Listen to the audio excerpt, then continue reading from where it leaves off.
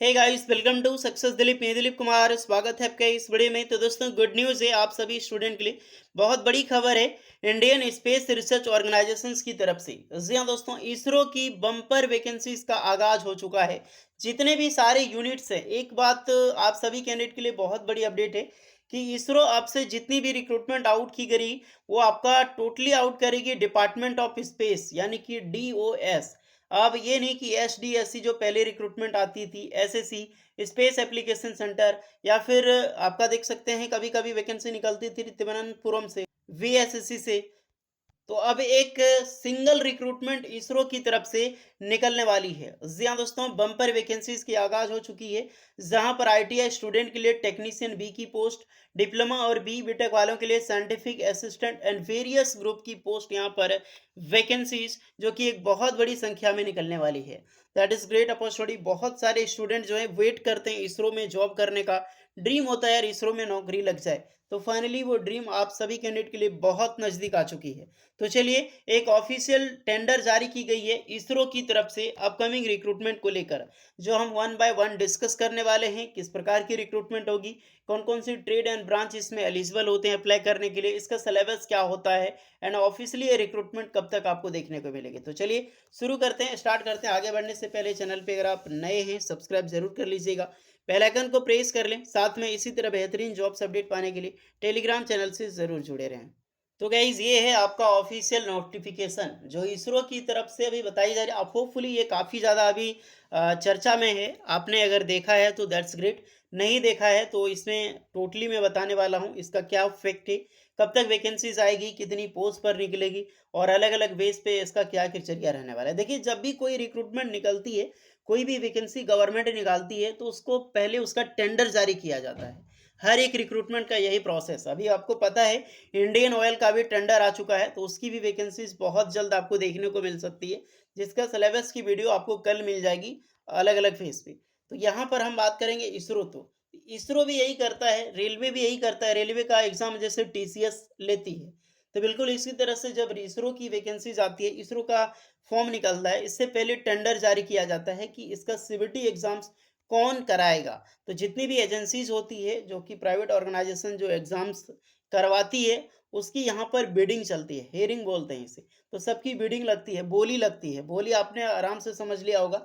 जैसे कोई भी होता है, मान लीजिए एक घर नीलाम होने वाला है, तो बहुत सारे कैंडिडेट आ जाते हैं घर को खरीदने के लिए, होपफुली आते हैं ना। तो उसकी नीलामी की जाती है। मान लीजिए घर का बेस प्राइस 40 लाख है, तब जाके 40 लाख से बोली शुरू होती है। तो इनमें से जो सबसे ज़्यादा बोली लगाया जाता है, उसी को यहाँ पर घर दी जाती है। तो सेम चीज़ होता है टेंडर में।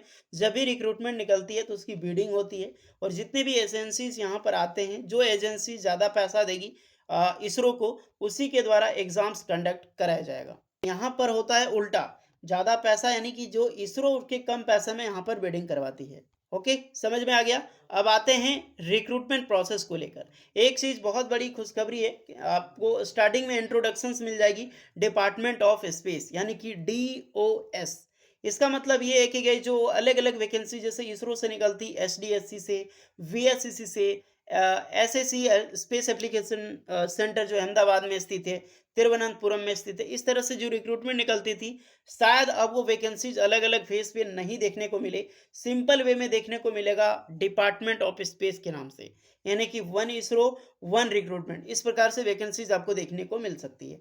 जैसे कि रेलवे की निकलती है, जॉन भले अलग होता है, लेकिन एक अलग वैकेंसीज निकलती है, एक ही बार में वैकेंसी सारा निकलती है।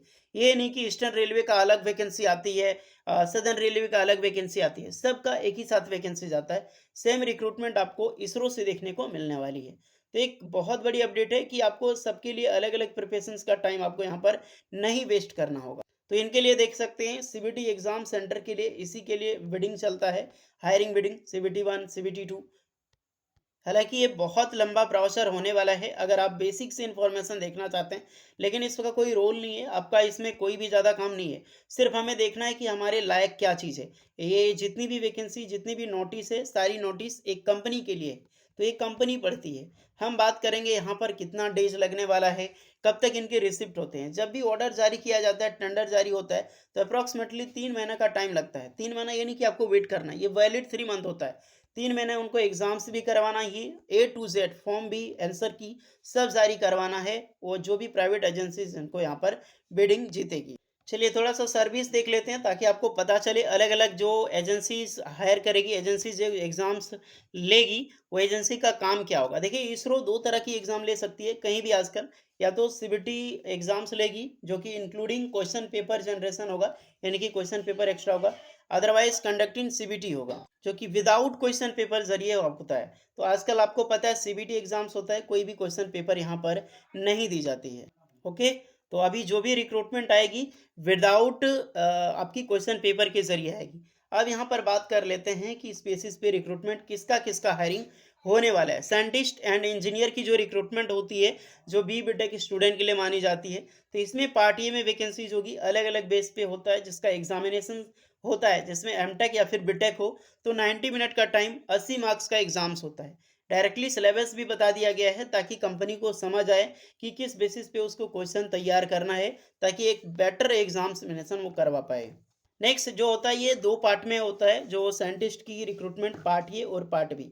पार्ट बी जो होता है वो आपका टोटल मार्क्स की ड्यूरेशन ओनली 30 मिनट का, जिसमें से आपका ये क्वेश्चन होता है अलग-अलग पैटर्न पे डिस्कशन होके आ नॉन टेक्निकल से क्वेश्चन पूछी जाती है, और पार्ट ये जो होगा वो आपका टेक्निकल बिडिंग यहाँ पर चलेगा।